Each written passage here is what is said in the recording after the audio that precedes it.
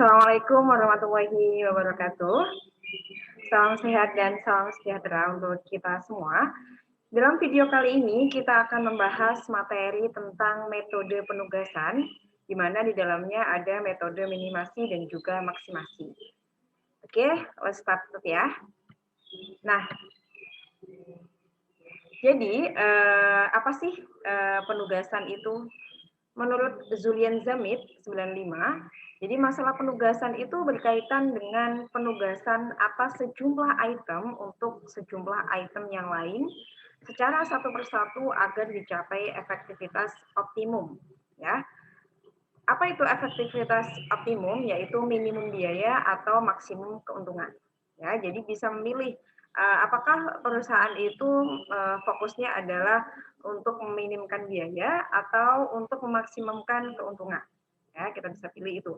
Kemudian menurut Pangestu Subagio tahun 93, masalah penugasan itu berhubungan dengan masalah optimal dari bermacam-macam sumber yang produktif atau personalia yang mempunyai tingkat efisiensi yang berbeda-beda untuk tugas-tugas ya berbeda-beda pula. Jadi nanti kita bisa sesuaikan. Ya, nanti kita akan berikan contoh untuk mempermudah pemahaman teman-teman semuanya. Oke, next. Karena masalah yang akan dioptimumkan tadi ada dua ya, dapat berupa biaya ataupun keuntungan, maka metode penugasan itu ada dua macam. Yang pertama adalah masalah minimasi, yang mana dasarnya adalah biaya.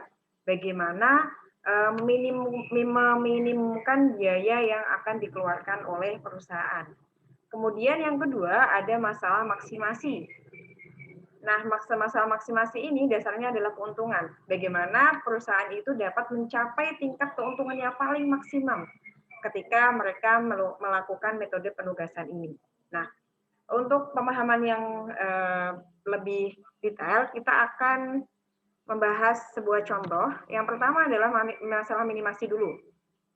Di sini contohnya adalah sebuah perusahaan pengecoran logam mempunyai 4 jenis mesin ya. Kita singkat aja mesin 1, mesin 2, mesin 3, dan juga mesin 4. Nah, setiap mesin mempunyai kapasitas yang berbeda dalam pengoperasiannya. Nah, dalam minggu mendatang, perusahaan itu mendapatkan pesanan untuk menyelesaikan 4 jenis pekerjaan. Pekerjaan 1, P1, P2, P3, dan juga P4. Nah, biaya pengoperasian setiap pekerjaan oleh keempat mesin yang tadi itu dapat dilihat dalam tabel. Jadi di sini ada tabel matriks yang mana ada kolom dan juga baris ya. Di sini ada baris, di sini ada kolom. Ya. Barisnya ada P1, P2, P3, dan P4. Kemudian kolomnya ada mesin M1, M2, M3, dan juga M4. Nah, kemudian di sini ada biaya-biaya yang dikeluarkan perusahaan. Misalnya kalau pekerjaan satu itu dilakukan di mesin satu, maka mereka harus mengeluarkan biaya sekitar Rp210. Kemudian P2 kalau dikerjakan di M2 misalnya ya ini, itu akan mengeluarkan biaya Rp160 dan seterusnya. Nah ini kan baru tabel ya. Jadi kira-kira bagaimana menugaskan keempat mesin untuk menyelesaikan keempat jenis pekerjaan agar total biayanya minimum. Jadi kita disuruh untuk menugaskan P1 ini harus dikerjakan di mesin berapa supaya hasilnya atau biayanya itu minimum. Ya, seperti itu. Maka langkah-langkahnya seperti apa? Yang pertama, langkah pekerjaannya yang pertama adalah mengubah matriks biaya menjadi matriks opportunity cost. Apa itu matriks opportunity cost? Yaitu biaya karena adanya kesempatan yang hilang. Nah, ini adalah tabel soalnya tadi. Nah, gimana caranya? Yaitu dengan memilih elemen terkecil dari setiap baris dari matriks biaya mula-mula. Ini kan matriks biaya mula-mula ya, jadi ini ada biaya-biaya yang dikeluarkan. Nah, kita harus memilih elemen terkecil dari setiap baris ya. Ini baris ya, ini baris-barisnya ada 4. Setiap baris kita pilih elemen yang paling terkecil. Jadi biaya-biaya ini adalah elemen ya. Ini adalah elemen. Oke, baris ke-1. Baris P1 ini yang paling terkecil mana? Oh, ternyata di antara keempat elemen ini yang paling terkecil adalah 130. Kita lingkari. Oke. Kemudian P2 yang paling kecil adalah 140 ya, kita lingkari. Kemudian P3 ini berarti yang paling terkecil adalah 150, kita lingkari. Kemudian baris terakhir yang paling kecil adalah 115 ya, kita lingkari. Nah, kalau sudah kita pilih, kemudian langkah selanjutnya adalah kurangi setiap elemen dalam setiap baris dengan angka terkecil tadi. Jadi setiap elemen ini nanti kita kurangkan dengan angka terkecil pada setiap baris ya. Jadi nanti 210 harus dikurangkan dengan 130. Kemudian 150 dikurangkan dengan 130, 180 dikurangkan dengan 130, 130 dikurangkan dengan 130 sendiri untuk baris yang pertama. Kemudian baris yang kedua, 140 harus dikurangi dengan 140 karena ini biaya terkecil, elemen terkecilnya. Kemudian 160 dikurangi dengan 140, 200 dikurangi 140, 190 dikurangi 140, begitu dengan seterusnya sampai dengan elemen yang paling terakhir. Nah, kalau kita sudah kurangkan, maka kita dapatkan hasil seperti ini ya.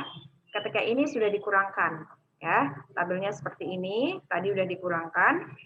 Nah, langkah selanjutnya adalah karena dalam setiap kolom itu masih ada kolom yang belum ada angka nolnya, maka matriks itu perlu dilanjutkan untuk mendapatkan total opportunity cost matrix ya. Jadi asumsinya adalah setiap kolom ya, ini kolom ya.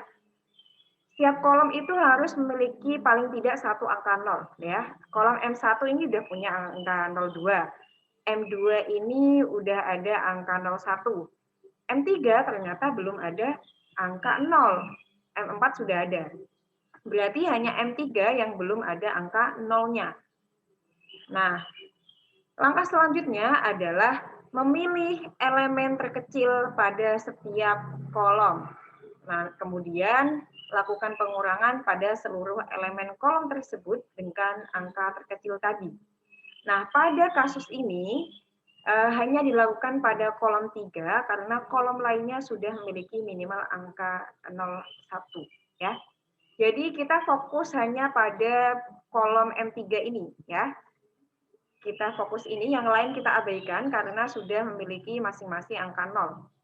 Nah, kemudian kita pilih elemen terkecil ya. Kita memilih elemen terkecil pada kolom. Jadi di antara angka ini yang paling terkecil mana? Oh, ternyata 45. Kita lingkari ya. Kemudian lakukan pengurangan pada seluruh elemen kolom dengan angka terkecil jadi. Jadi kita harus mengurangkan. Jadi 50 nanti harus dikurangkan dengan 45, 60 dikurangi 45, 70 dikurangi 45, 45 dikurangi 45. Yang lain diabaikan. Nah, kalau kita sudah kurangkan, ada not ya, ada not. Jadi notnya apa? Apabila dalam opportunity cost matrix itu telah menghasilkan paling sedikit satu angka 0 pada setiap kolom, maka langkah kedua dapat dihilangkan. Langkah 2 bisa hilang ketika masing-masing kolom sudah ada satu angka 0. Tapi karena ini tidak, maka kita harus lanjut langkah kedua. Nah, setelah kita tadi sudah kurangkan, maka akan mendapatkan hasil seperti ini. Ya, M1, M2 masih tetap, M4 juga masih tetap, kita hanya fokus pada M3 tadi ya. Kemudian langkah selanjutnya apa? Nah, langkah selanjutnya adalah melakukan tes for optimality untuk mencari schedule penugasan. Caranya bagaimana? Caranya adalah dengan menarik sejumlah minimum garis horizontal ataupun vertikal untuk meliput semua angka 0 dalam total opportunity cost matrix. Jadi kita harus coret-coret nih ya. Harus membentuk garis yang mana garis itu harus meliput angka nolnya. Nah, ketentuannya adalah jumlah minimum garis itu sama dengan jumlah baris atau kolom. Kita punya 4 kolom, kemudian 4 baris. Jadi garis yang harus kita tarik itu minimal punya garis 4.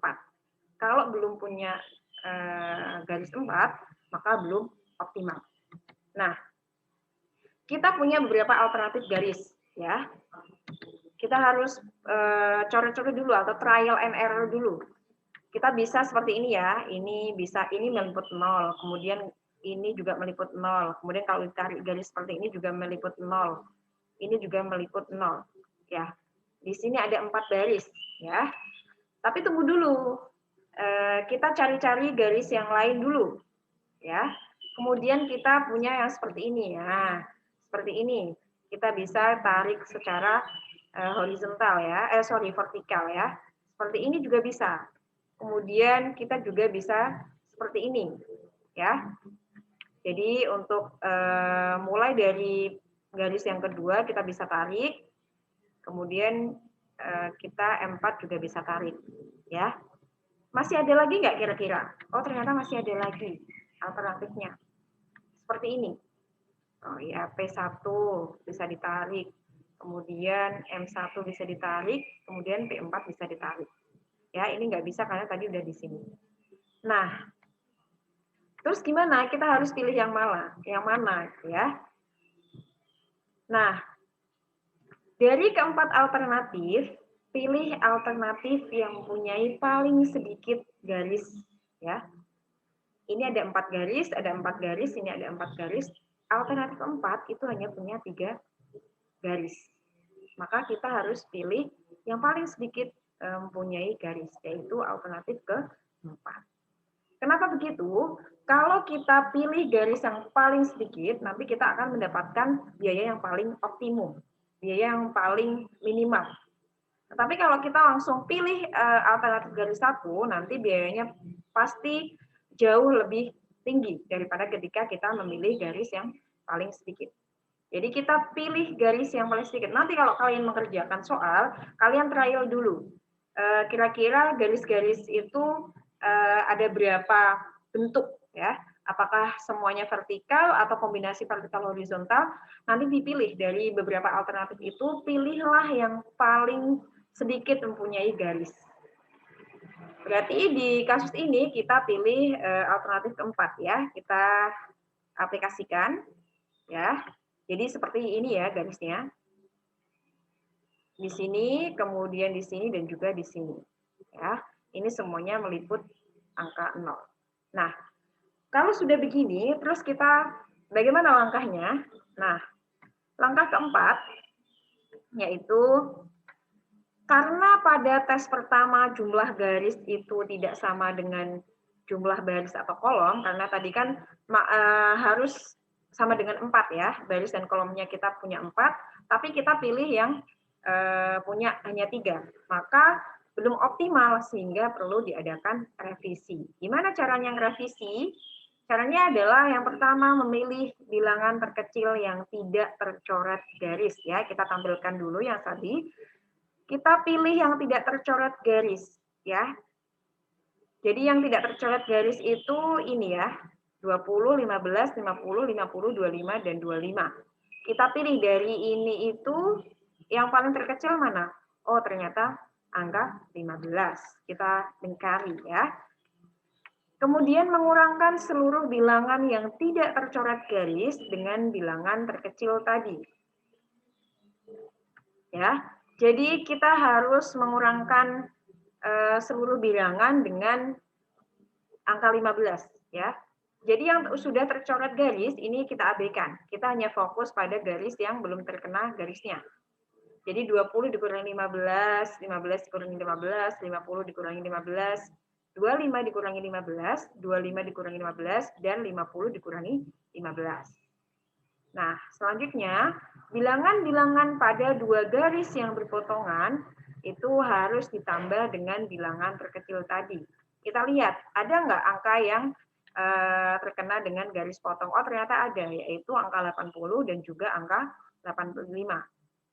Nah, jadi angka 80 dan angka 85 ini harus ditambah ya, ditambah dengan angka 15.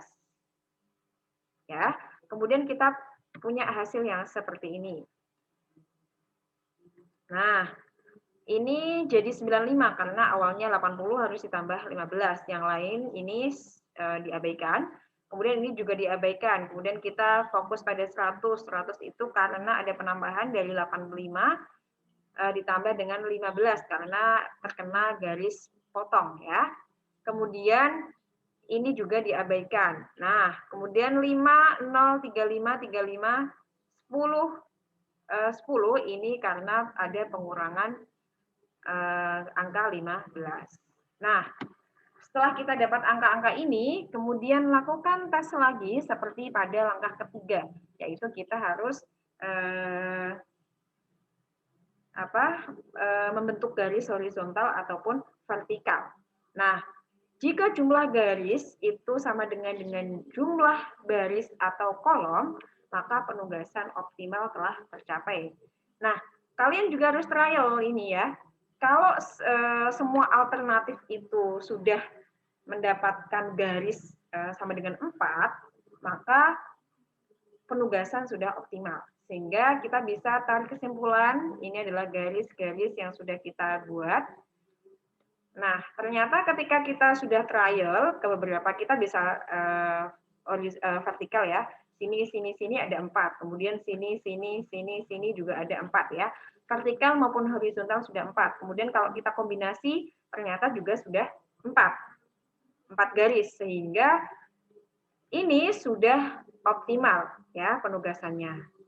Nah, kalau sudah seperti ini, kita next ke langkah kelima ya. Langkah kelima apa? Yaitu lakukan penugasan dengan dasar nilai-nilai nol tersebut. Dahulukan yang hanya punya satu angka 0. Nah, kita tampilkan dulu. Nah, ini kita cari dulu yang punya hanya satu angka 0.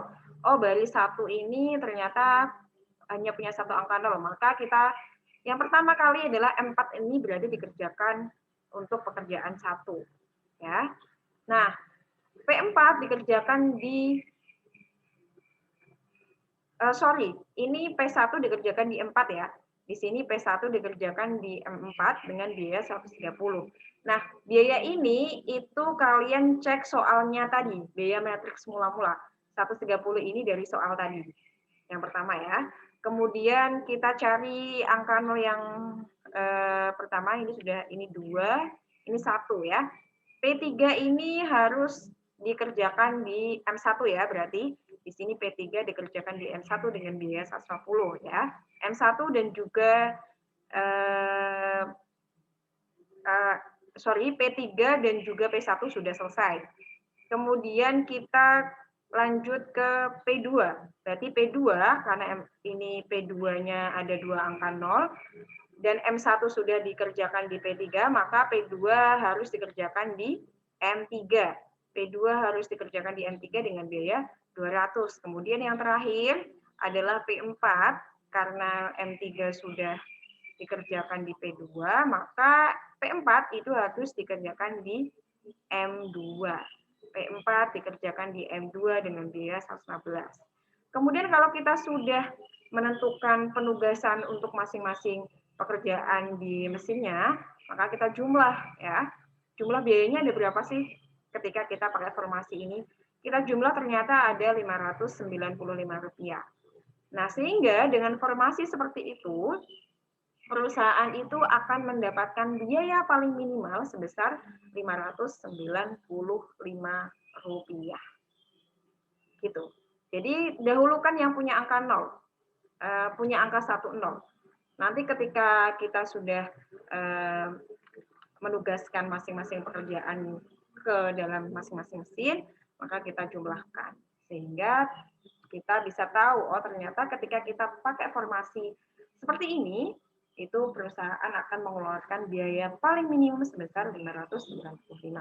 Itu untuk masalah minimasi. Nah, kemudian gimana kalau kita masalahnya adalah maksimasi? Bagaimana perusahaan mencapai tingkat keuntungan yang paling tinggi? Nah, kita ke latihan soal lagi ya. Kita ke masalah maksimasi. Jadi contohnya adalah sebuah perusahaan itu mempunyai 5 orang karyawan yang harus ditempatkan di 5 pekerjaan yang berbeda. Nah, kontribusi keuntungan dari masing-masing karyawan bila ditempatkan di tugas-tugas yang ada itu dapat dilihat dari tabel berikut ya. Jadi ini asumsinya adalah keuntungan yang didapatkan. Jadi ketika karyawan nanti ditempatkan di tugas yang pertama, keuntungannya adalah Rp10 misalnya dan seterusnya. Tetapi bagaimana menugaskan keempat karyawan untuk menyelesaikan keempat jenis tugas agar total keuntungannya maksimum? Kurang lebih langkahnya seperti masalah maksimasi. Agak sedikit berbeda. Oke, kita live story aja. Nah, langkah pengerjaan yang pertama adalah mengubah matriks biaya menjadi matriks opportunity loss. Apa itu? Yaitu kerugian karena adanya kesempatan yang hilang. Ini dicapai dengan memilih elemen terbesar dari setiap baris dari matriks biaya mula-mula.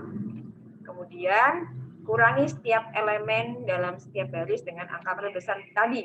Bedanya adalah kita memilih elemen yang paling besar. Jadi ini kan soalnya tadi ya. Kemudian kita pilih karena ini matriks keuntungan ya.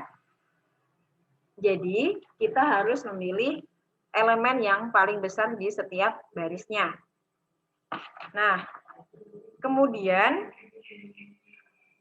kita pilih ya, baris A, baris pertama itu paling besar elemennya ada di mana? Oh, ternyata di angka 15. Kita lingkari. Kemudian baris kedua di angka berapa? Oh, ternyata 15 juga. Kita lingkari. Kemudian baris ketiga itu biaya yang paling besar di mana? Oh, 12. Kita lingkari. Kemudian baris keempat ada di angka 16 ya.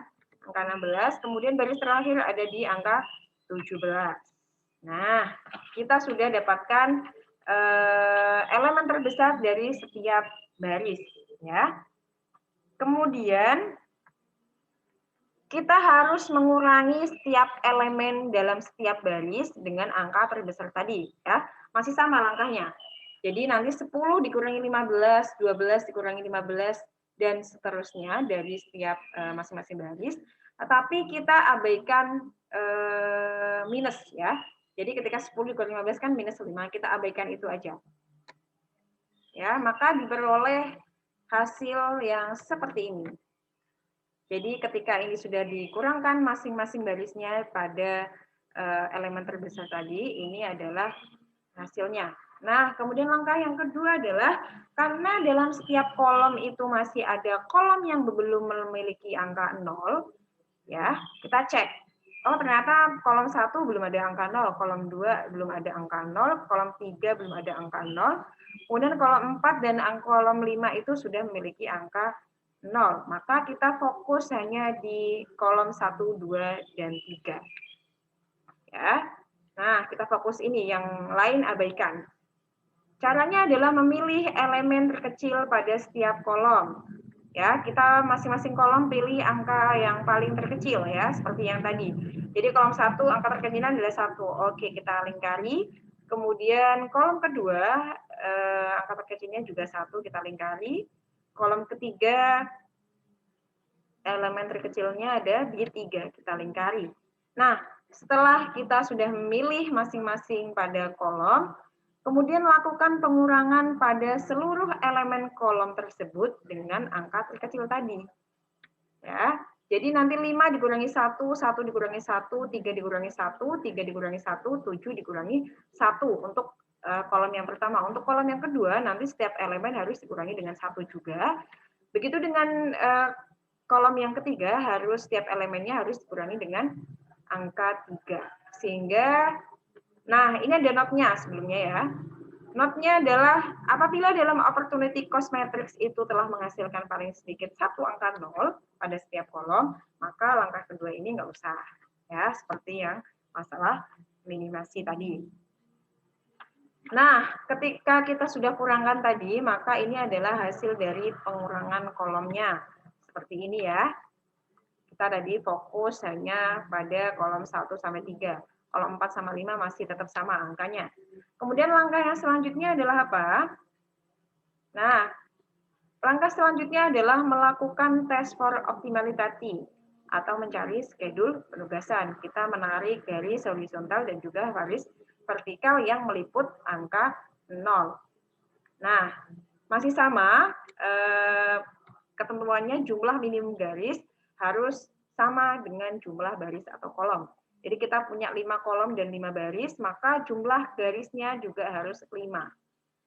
Nah, kita tampilkan alternatif garisnya seperti apa aja. Ya, di sini ada beberapa alternatif. Yang pertama kita bisa pakai horizontal semua, ya. Kemudian kita pakai vertikal semua. Nah, kemudian kita bisa pakai seperti ini. Ya. Kalian nanti harus trial ya pada setiap alternatif. Nah, ternyata dari 3 alternatif itu kita punya alternatif yang paling sedikit ya. 1 dan 2 itu masing-masing ada 5. Kemudian alternatif ketiga itu ternyata cuma 4 garis. Sehingga seperti masalah minimasi tadi, kita pilih alternatif yang punya sedikit garis, yaitu 4.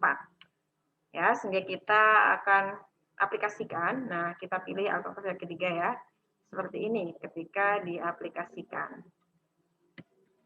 Nah, seperti ini. Nah, kalau sudah berarti kita ke next step-nya. Nah, karena pada tes pertama jumlah garis itu tidak sama dengan jumlah baris atau kolom, yaitu 5, maka penugasan belum optimal, sehingga perlu diadakan revisi. Caranya masih sama dengan masalah minimasi tadi. Jadi, kita tampilkan dulu. Kita memilih bilangan terkecil yang tidak tercoret garis, ya. Jadi, kita pilih di antara ini dan juga ini. Oh, ternyata yang paling terkecil adalah angka 2. Kita lingkari aja. Ya. Kemudian mengurangkan seluruh bilangan yang tidak tercoret garis dengan bilangan terkecil tadi. Ya, kita kurangkan jadi 4 dikurangi 2, 2 dikurangi 2, 2 dikurangi 2, 7 dikurangi 2 dan seterusnya. Kemudian bilangan-bilangan pada 2 garis yang berpotongan nanti ditambah dengan angka 2 ini. Jadi kita cari, oh ternyata ini berpotongan. Kemudian ini juga berpotongan, ini juga berpotongan. Jadi ada 3 angka yang terkena perpotongan garis vertikal dan horizontal. Sehingga masing-masing ini harus ditambahkan dengan angka 2 ini. Nah, maka dari itu hasilnya seperti ini. Nah, ini setelah dikurangkan dan juga ditambahkan. Nah, kemudian kalau sudah seperti ini, lakukan tes lagi seperti pada langkah ketiga. Jadi kita cari-cari alternatif garisnya. Nah, setelah didapatkan, ini adalah alternatif yang paling sesuai. Jadi kalian boleh trial, bisa semua vertikal, bisa semua horizontal, bisa kombinasi. Jadi ketika kita trial beberapa alternatif, kok sudah ada alternatif yang nilainya sama dengan jumlah baris atau kolom, maka penugasan telah optimal. Nanti bisa dicoba di rumah. Ternyata alternatif-alternatif itu garisnya paling sedikit memang 5, sehingga sudah sesuai dengan jumlah baris atau kolom. Nah, kalau sudah optimal berarti kita cari penugasannya. Nah, kita dahulukan yang hanya punya 1 angka 0. Di mana? Berarti di sini ya, untuk E. Nah, ini kan punya angka 10 berarti dia harus ditugaskan pada tugas ketiga. Karyawan E ini ditugaskan di tugas ketiga dengan keuntungan adalah 14. Ya, ini didapat dari soal yang pertama tadi. Jadi matriks keuntungan tadi. Kemudian ini sudah tugas 3 ini sudah. Kemudian kita ke A, ternyata ini sudah tidak bisa karena sudah ditempati oleh E, maka karyawan A itu bisa ditugaskan di tugas kedua atau tugas kelima. Ini saya pilih di tugas kedua, yaitu dengan keuntungan 12. Kemudian B itu bisa ditempatkan di tugas ke-1 karena ke-1 atau tugas ke-4 ya. Ini saya pilih tugas ke-1 dengan keuntungan 14. Kemudian C itu bisa ditugaskan di tugas ke-5 karena tugas 3 dan 1 sudah ditempati dengan dengan keuntungan 12. Kemudian yang terakhir, karyawan D itu harus ditugaskan di tugas 5. Tugas D itu ditugaskan di tugas 4 ya, dengan keuntungan 16. Ya, kalian bisa trial. Kok si karyawan A ini nggak ditempatkan di tugas ke-5 aja? Kemudian si C ini ditempatkan di tugas 1, dibolak-balik maksudnya. Nah, kalau kalian sudah nemu, pasti hasilnya akan sama, yaitu keuntungannya yang diperoleh adalah 68. Ini tidak saya tampilkan, nanti bisa di trial, jadi bisa dibolak-balik. Tapi hasilnya pasti sama, yaitu maksimal keuntungan yang akan diperoleh oleh perusahaan dengan formasi yang seperti ini, itu adalah keuntungannya sebesar Rp68. Nanti ketika dibalik-balik, hasilnya juga akan sama, yaitu Rp68. Nah, begitu untuk metode penugasan maksimasi dan juga minimasi. Jika ada pertanyaan, nanti bisa langsung kita diskusikan. Tetap semangat, jaga kondisi, stay safe and healthy. Terima kasih, kita sampai di sini dulu. Kita lanjut next materi. Terima kasih atas perhatiannya. Assalamualaikum warahmatullahi wabarakatuh.